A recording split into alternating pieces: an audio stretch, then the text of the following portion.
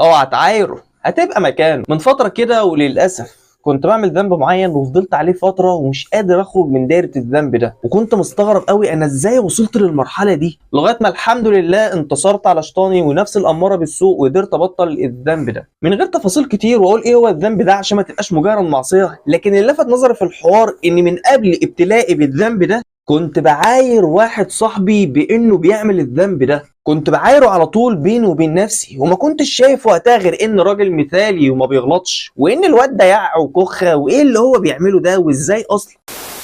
فبص يا اخويا، كلنا بنغلط وكلنا ذنوب، ولولا ستر ربنا سبحانه وتعالى علينا ما كناش هنعرف نمشي في الشارع. فلما نشوف حد بيعمل ذنب وقتها على طول تقول الحمد لله الذي عافاني مما ابتلاك به وفضلني على كثير ممن خلق تفضيلا. ايا كان هو ايه الفعل او الذنب اللي هو بيعمله، والله لو عدت في الذنب